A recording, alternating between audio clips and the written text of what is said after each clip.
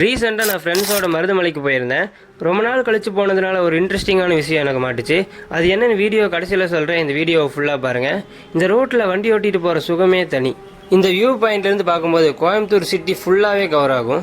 நாங்கள் போன டைமில் ரொம்பவே க்ரௌடாக இருந்துச்சு. நான் இந்த கோவிலுக்கு வரதுக்கு இன்னொரு முக்கியமான ரீசன் இந்த பாம்பாட்டி சித்தர் தான். இவரை பற்றி ஒரு ஷார்ட்டாக ஒரு கதை சொல்கிறேன், கேளுங்க. 18 சித்தர்களில் ஒருவர் பாம்பாட்டி சித்தர். இவர் நிறைய கோவில் குளங்களுக்கெல்லாம் போயிட்டு கடைசியாக மருதமலைக்கு வராரு. அவர் நடந்தே எல்லா கோவில்களுக்கும் போகிறதுனால தண்ணி தாக அடிக்குது. மருதமலை ஏறி தண்ணீர் எதுவும் கிடைக்காமல் சரியாக மருதமரத்தடியில் மயங்கி விழுந்துடுறாரு. முருகன் அருளால் மருத மருத்தடியில் பெருகும் வருத தீர்த்தம் அவர் மீது பட்டு அவர் மயக்கம் தெளிந்தது. அவர் எழுந்ததும் தன்னை காப்பாற்றியது முருகன் தான் என தெரிந்ததும் அவரை வணங்கிவிட்டு என்னை காப்பாற்றியதற்காக வாழ்நாள் முழுவதும் உன்னுடன் தான் இருப்பேன் என்று மருதமலையிலேயே தவம் புரிந்தார். நான் வீடியோ ஸ்டார்டிங்கில் ஒரு இன்ட்ரெஸ்டிங்கான விஷயம் சொல்கிறேன்னு சொல்லியிருந்தேன். அது என்னன்னா, இங்கே வர நிறைய பேர் செங்கல் கருங்களை அடுக்கி வச்சுட்டு போகிறாங்க.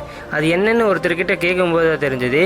இங்கே சொந்த வீடு கட்டுன்னு சொல்லி முருகன் கிட்ட வேண்டிட்டு கல் அடுக்கி வச்சுட்டு போனால் அது நடக்கும்னு நிறைய பேர் நம்புறாங்க. இந்த விஷயம் உங்களில் எத்தனை பேருக்கு முன்னாடியே தெரியும்னு கமெண்ட் பண்ணிட்டு இந்த மாதிரி வீடியோஸை நீங்கள் தொடர்ந்து ஃபாலோ பண்ணணும்னா நம்ம சேனலை சப்ஸ்கிரைப் பண்ணிட்டு போங்க. பாய்.